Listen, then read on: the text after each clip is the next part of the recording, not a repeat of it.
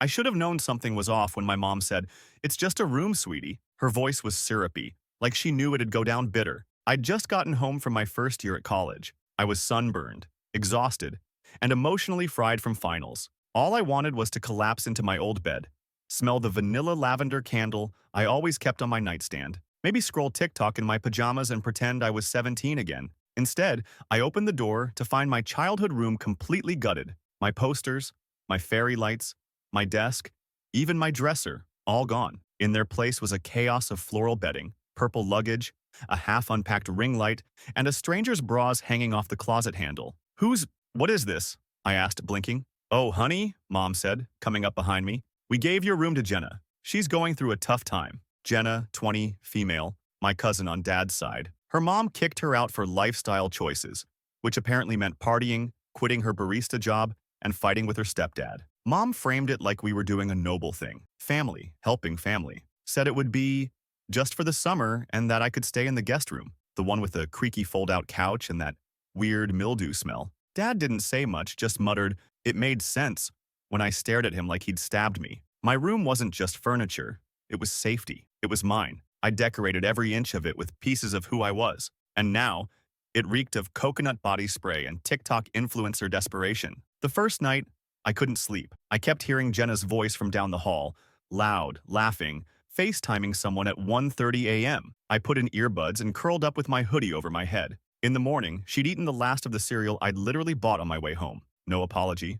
Just, oh, I didn't think it was anyone's. The next day, I found her wearing my hoodie, my exact oversized, embroidered college hoodie that cost me $65 at the campus store. When I said something, she blinked at me like I was the weirdo. Oh, I thought it was just in the closet, she said, sipping from a Starbucks cup. You're not like mad, right? Mad. By day 5, I wasn't just mad. I was vibrating. She'd borrowed 2 of my shirts, stolen my expensive conditioner, and somehow logged me out of Netflix on the living room TV. But the last straw? I walked in from a Target run and saw her filming a TikTok in my prom dress, hair curled, lashes on, filters blasting, spinning in the same dress I'd cried in for hours after Derek dumped me at senior prom. She didn't even notice I was there until I gasped. She just grinned and said, this lighting slaps in your house." And that's when I snapped. Not in front of her, though. I smiled. I said, "You look cute." Then I walked back into the guest room, shut the door quietly, and stared at the ceiling until the plan started forming. Because if Jenna was going to treat my life like it was content, I was going to turn the lens right back on her. She left her phone charging on the kitchen counter that night. No lock, no passcode, no hesitation. And I made a decision I still haven't fully unpacked. I went through it. I didn't plan to go full detective. But when someone turns your life into their Instagram prop, you start asking yourself dangerous questions like, what else don't I know? Her phone was hot in my hand. She'd just gone upstairs to shower, blasting some awful remix of a Doja Cat song. The moment I saw there was no passcode, my breath caught in my throat. I could still walk away. I could still be the bigger person. Instead, I opened her Photos app. It was worse than I thought. Screenshots of my old Instagram posts from high school, side-by-sides where she compared our bodies with glow-up captions. Selfies taken in my bed, pouting with a mug that still had my lipstick print on the rim. And then, the videos. She'd gone through my journals. There was a video of her holding my journal, laughing into the camera. POV. "Your cousin writes poetry like a rejected Twilight fan," she whispered, before reading out a passage I'd written during a panic attack sophomore year. I felt sick. My hands started to shake. But I wasn't done. I went into her notes. Dozens of drafts of Instagram captions, TikTok scripts, even fake testimonials she wrote about being emotionally abused, using my old stories. Stories I told her once in confidence when we were 14 and still spoke like cousins who liked each other. Stuff about my dad yelling when I came out.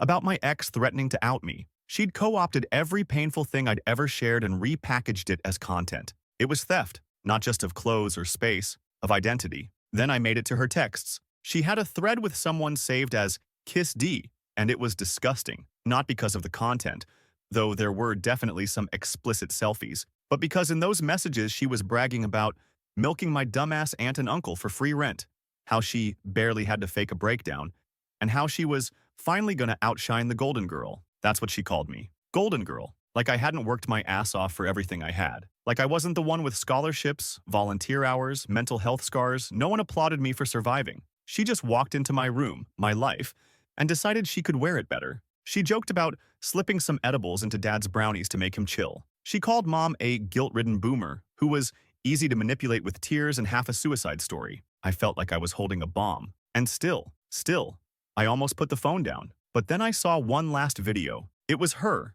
at my prom, holding the hem of my dress. She panned up to the mirror and said, "This is what healing looks like, babes," taking back what she never appreciated. That was it. I sent the whole thing to myself. Every video, every screenshot, every disgusting note. I airdropped them to my laptop, deleted the evidence, and put her phone back exactly where I found it. She never suspected a thing. She came downstairs in a towel, asked if I wanted to do face masks later. I said, "Sure." That night, I didn't sleep, not because I felt guilty, because I was planning. I wasn't going to yell.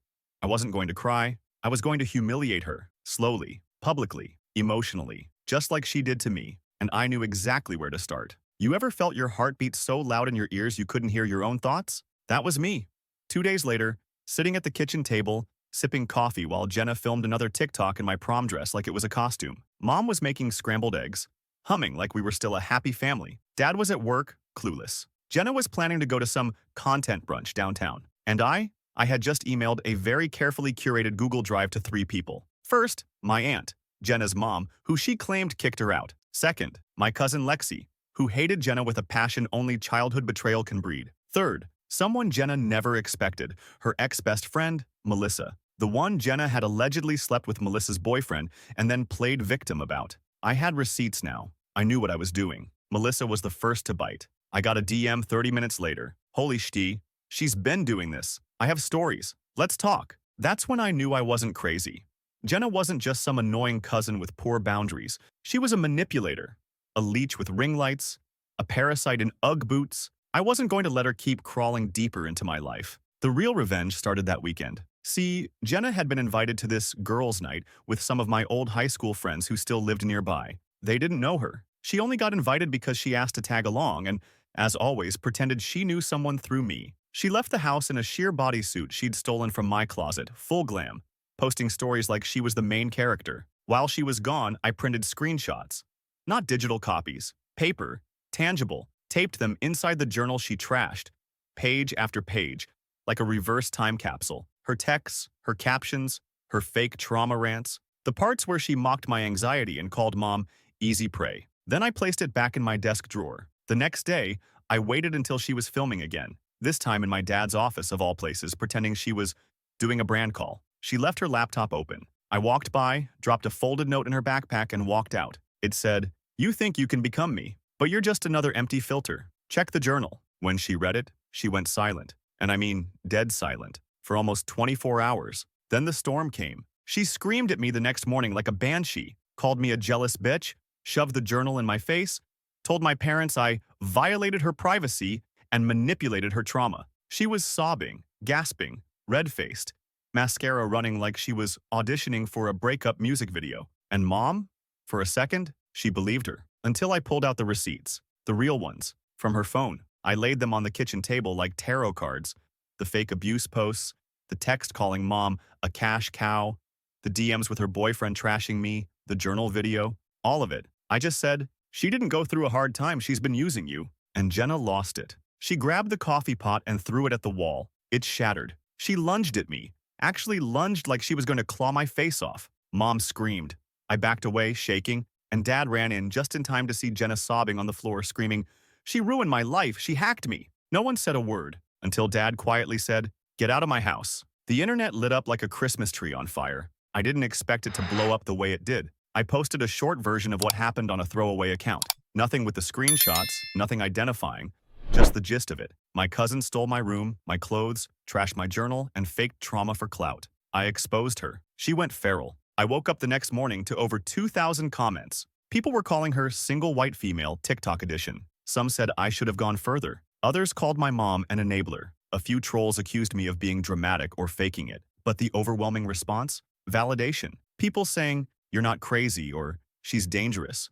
Or my favorite, "You served her the coldest, most aesthetically pleasing revenge I've ever read. I'm putting it in my scrapbook." It felt vindicating, but also terrifying, because Jenna didn't leave. After the explosion in the kitchen, my dad did tell her to get out. But then my mom, being my mom, convinced him to let her stay just a few more days until she figures something out. "She has nowhere to go," Mom said. "We can't just throw her into the street. She threw a coffee pot at your daughter." Dad reminded her.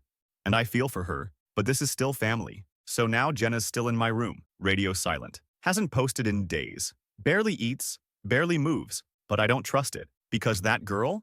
She's not defeated. She's plotting. She's locked down all her socials, set everything to private, deleted half her TikToks, changed her profile bios from mental health advocate heart to just her name, like she's trying to erase the mess. But I know her. Jenna doesn't go down quietly. She's a cockroach in a crop top. She survives. Then yesterday it started. I came home from grabbing groceries, walked into the guest room, and someone had poured blue Gatorade all over my bed. The smell hit me first, then the stickiness. I stood there, frozen.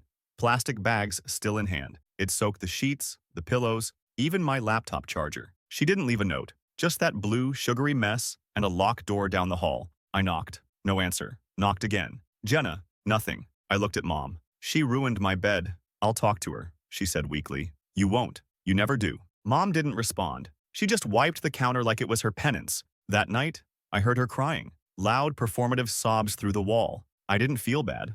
I felt nauseous. Because the crying? It wasn't sadness. It was bait. And I was done taking it. I pulled out my laptop, logged into one of the accounts Jenna forgot she left open on the shared browser. She had synced her Gmail for emergencies. Mistake period. That's when I found everything. Group chats, shared folders, private drafts, unposted TikToks about me, labeled, "When your cousin tries to steal your trauma arc." She had backup plans. Videos ready in case she needed to spin the story. One of them said, "Family can be so toxic, especially when they're jealous you're healing." She had plans to play victim again, and I wasn't going to let her, so I uploaded everything. Not to Reddit, not to Instagram, to her friends. I sent a private group DM to 3 of her biggest collaborators, girls she made videos with weekly, the ones always calling her brave in the comments. I wrote one sentence. You should know who you're working with. Attached were the unposted clips, the stolen journal footage, and a screenshot of her calling one of them a filler friend for aesthetics. 5 minutes later, I was blocked by all of them, but not before I saw it. Jenna's Instagram bio? Gone. Her TikTok? Deleted. Update 1. First of all, holy hell. I did not expect this post to blow up the way it did. I posted it mostly out of rage and insomnia, and now I'm sitting here with 14 open DMs, 100 plus new followers, and someone from freaking BuzzFeed asking if they can retell the saga. To answer a few recurring questions, no, my parents haven't kicked her out yet. Yes, I'm still sleeping on the fold-out mattress. And yes, I'm still furious. But here's what y'all really need to know. Jenna went nuclear. See, after her TikTok and Insta went dark, I thought maybe, she was finally humiliated enough to back off. Then came Sunday brunch. My mom had this brilliant idea to invite the whole family over for a casual cousin catch-up. Said it would be good for Jenna's healing and maybe help mend fences. I told her it was a disaster waiting to happen, but no one listens to me in this house unless I'm holding a GPA or a breakdown. So everyone shows up. My aunt, uncle, grandma, even Lexi, who was already halfway through a mimosa before Jenna walked into the room like nothing had happened. Full lashes, Lululemon, holding my freaking water bottle. The first hour was awkward but civil, until Lexi, God bless her, decided to play a video on speaker. It was one of the TikToks Jenna had deleted, the one where she's in my prom dress, lip-syncing to some Lana Del Rey song with the caption, "Healing looks good on me. Sorry, not sorry if that triggers you." Everyone froze. Jenna's smile dropped. Her eyes shot to me like daggers. And then, she screamed, like full banshee mode, right there at the brunch table. Knocked over a cup, accused me of stalking her, hacking her accounts, and trying to destroy her mental health journey. She actually said that, out loud, in front of Grandma. I stayed seated.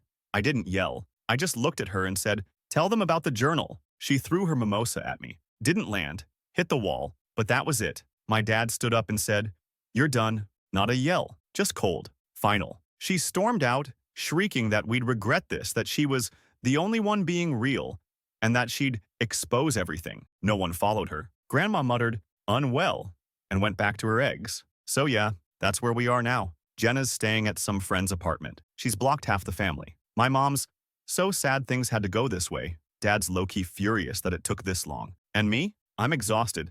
But I'm not done. Some of y'all said I should burn the whole house down. Tempting, not gonna lie. But instead, I think I've got one final play. A way to end this that's poetic, personal, perfectly Jenna. Because if she wants to be famous for her trauma, I'm gonna make sure she gets her wish. But not the way she wants. Here's the thing about influencers like Jenna. They're not built for silence. They feed on attention, drama, that steady drip of dopamine from likes and comments. Going dark, that was never gonna last. So when she reappeared, it wasn't on TikTok or Instagram, it was on YouTube, a channel I didn't even know she had. She called it My Healing Story. Thumbnail was a black and white photo of her fake crying, with the title, I was emotionally abused by my cousin. My truth. I watched it, every nauseating second. She painted herself as the victim of a jealous, unstable family member who couldn't handle her growth. She said I stole her trauma and tried to gaslight her by editing videos, claimed I broke into her accounts and manipulated her online presence.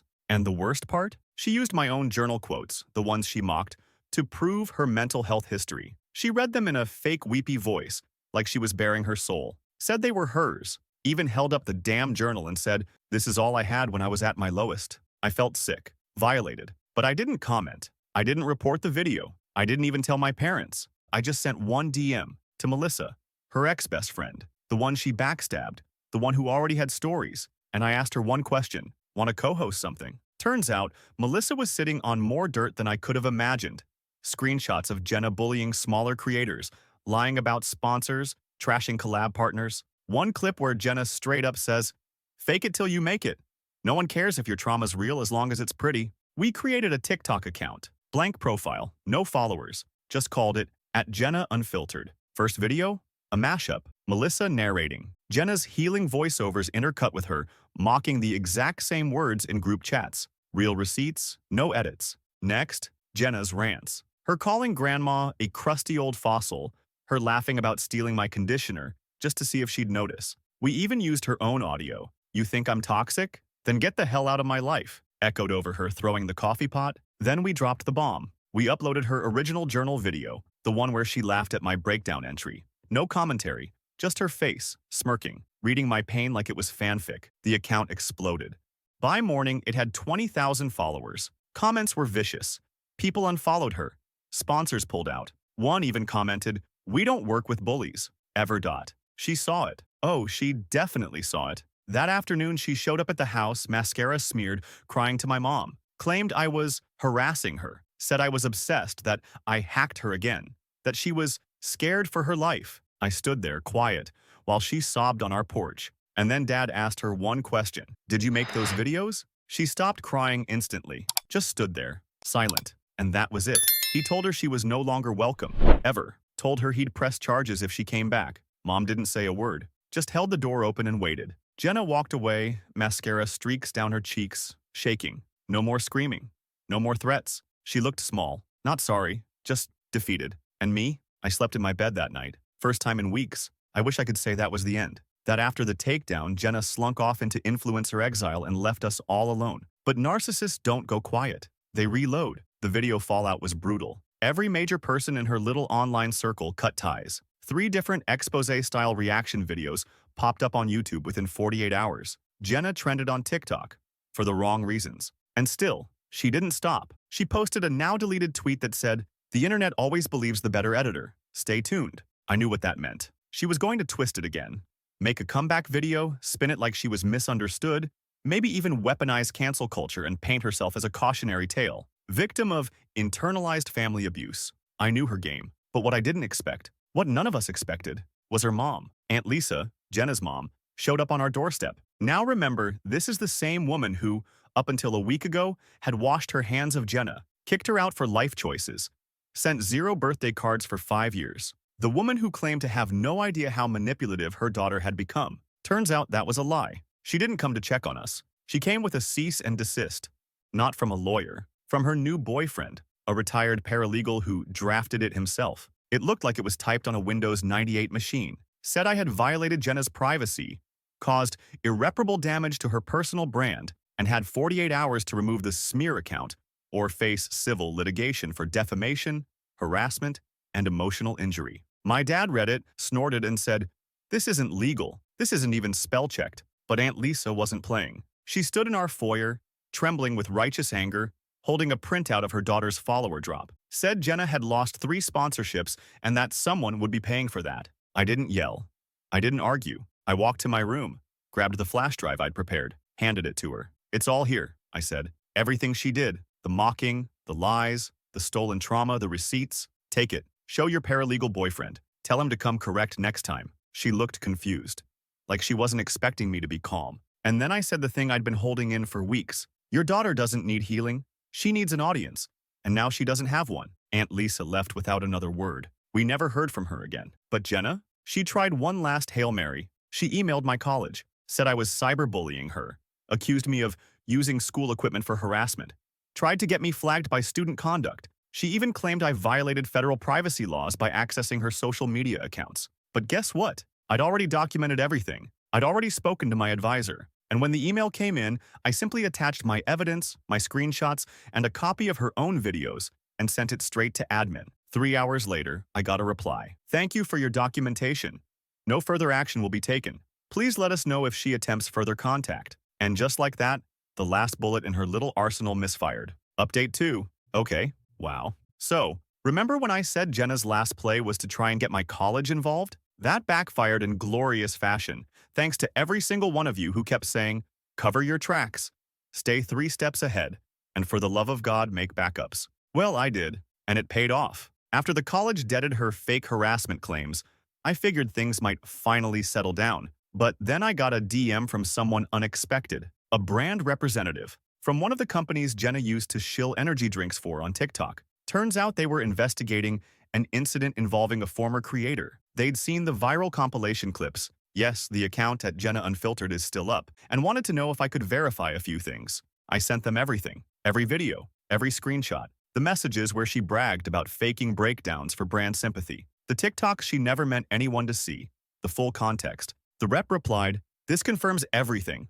We'll be updating our creator guidelines. Thank you for your honesty." Next day, they publicly dropped her, posted a statement on Instagram about prioritizing authenticity and mental health, and how they no longer associate with creators who falsify or exploit those narratives. No names mentioned, but everyone knew. And then came the Reddit cameo. Lexi, yes, that Lexi, made her own post in r/2 hot takes, titled, "My cousin tried to become my other cousin and imploded instead." She spilled everything, added her own receipts, linked the Jenna Unfiltered account. People found it. People followed. The story spread. Even commentary YouTubers started covering it. Jenna tried to make a comeback. She made a new TikTok account under a fake name, something like at Just Healing Girl 98, but people clocked her immediately. Comments were brutal. "Didn't you cosplay your cousin's breakdown? POV. You stole someone's journal and called it healing. Girl, you didn't get canceled. You got clapped." That account lasted 4 hours before she nuked it. And the final poetic twist? Remember the prom dress? The one she stole, danced in, and tried to erase? I sold it. On Depop. Listed it with the caption, "Worn once. Infamous." A symbol of reclaimed identity. Slightly cursed, but still iconic. It sold for $350. Some girl in Oregon messaged me saying she'd wear it to a survivor's prom. Said it gave her main character energy. I cried. Like actual tears. I took the money and bought myself a new bookshelf, a set of blackout curtains, and a lock for my damn door. As for Jenna, last I heard she moved in with some friend of a friend in another city, still trying to rebrand, still posting on private under pseudonyms. But the magic's gone. People remember. The internet doesn't forget. And me? I'm back in my room, with my journals, my bed, and no coconut-scented imposters trying to wear my life. Thank you, Reddit, for the comments, the DMs, the unhinged support, and the beautifully chaotic memes. You reminded me I wasn't overreacting. You reminded me that reclaiming your space, your identity, isn't petty. It's necessary. And sometimes, it's damn satisfying. It's weird how quiet life gets after the storm dies down. For weeks, I'd been living in this adrenaline-fueled nightmare. Dodging lies, defending my sanity, waking up every morning wondering what fresh hell Jenna had in store. And now, silence. Almost too much of it. She was gone. Socially exiled. Ireland vanished. Like a TikTok trend that aged out overnight. But I still kept expecting her to come back, to send one last text, to show up outside the house with a camera crew and crocodile tears, ready to spin the narrative again. I even found myself locking my bedroom door out of habit, watching the street when I took the trash out, waiting for the next performance. Instead, the final blow came in the most unexpected way, from my mom. It was 2 weeks after the second update on a rainy Thursday night. I was curled up in my room, watching the rain hit the windows, when Mom knocked and came in holding a shoebox. "I cleaned out Jenna's stuff," she said softly. "Found this. I think it's yours." It was my old shoebox of keepsakes, the one I hadn't even realized was missing. Inside were little things, things Jenna had swiped when she moved in. My locket from freshman year, A letter my best friend wrote me when I was going through a depressive episode. A tiny crumpled Polaroid of me and my dog that I kept taped under my desk lamp. I held it in my lap for a long time. "I'm sorry," Mom said, voice cracking. "I should have protected your space. I just wanted to believe she was telling the truth." I looked at her. Not angry, not forgiving, just tired. "She was lying, Mom," I said. "And I wasn't." She nodded, tears slipping down her cheeks. "I know. Now I know." That moment didn't fix everything. It didn't undo the betrayal, but it cracked something open. A long, slow healing. Not just for me, but for her too. We talked for hours that night about how she grew up in a family that never talked about mental health, about how she mistook silence for strength and chaos for need, how Jenna reminded her of the parts of herself she was ashamed of. I told her about how much it hurt, watching her pick Jenna's fake pain over my real one, how it felt like being erased in slow motion. We didn't cry the whole time, but we did by the end. The next morning I put the journal back in my drawer, not to hide it, but to reclaim it. Jenna had turned my pain into her costume, her storyline, her brand. But it was mine first, and it still was. And now? Now I write in it again. I didn't expect closure to come in a coffee shop. It had been a few months. The internet moved on, as it always does. New scandals, new main characters. Jenna's name hadn't come up in ages. Not at home, not online, not even in passing. Her accounts were ghost towns. Her healing journey dissolved into digital dust. Life was quiet again. Then one day, I walked into the local coffee shop by campus, the one with the mismatched chairs and homemade scones, and saw her, Jenna, sitting by the window, alone, hair tied back, no makeup. She was wearing an oversized hoodie that didn't belong to me for once. Her eyes were glued to a laptop. No ring light, no camera, just a girl hunched over a Google Doc. I froze. Every instinct screamed to turn around, but I didn't. I got my drink. I sat at a table across the room, and for 20 full minutes, we didn't speak, didn't even look at each other. Then she stood, walked over, and said, "Hey." Her voice was so quiet, I barely heard it over the steam hissing from the espresso machine. "I didn't think I'd see you," she said. I didn't respond, just sipped my drink and waited. She shifted awkwardly, fidgeted with the sleeves of her hoodie. "I know I messed everything up. You probably don't care, but I'm not online anymore." "Not really. I'm in therapy." I blinked. "Not because I want to fix it," she added quickly. "Because I finally figured out I don't know who I am when no one's watching." I didn't say good. I didn't say I'm proud of you. I didn't say anything comforting, because this wasn't that kind of story. I just looked her in the eye and said, "You turned my life into content." She nodded. "I know. You took my pain and tried to wear it like a trend. I know. You made people pity you for things I lived through." This time, she didn't answer. She just stood there, blinking fast, biting her lip like she wanted to say 1,000 things but didn't know which one would make me hate her less. So I gave her what she really came for. Not forgiveness, not connection, just the truth. You don't get to apologize and walk away clean. You don't get to heal and pretend it never happened. You didn't just make mistakes, Jenna. You chose to hurt me. I stood up, picked up my drink, and said the last thing I'll ever say to her. "You can find yourself without stealing someone else first." Then I walked out, didn't look back. The air outside felt cold and honest and real. And that night, I wrote again. In the same journal she once laughed over. This time, the entry wasn't a breakdown. It was a beginning.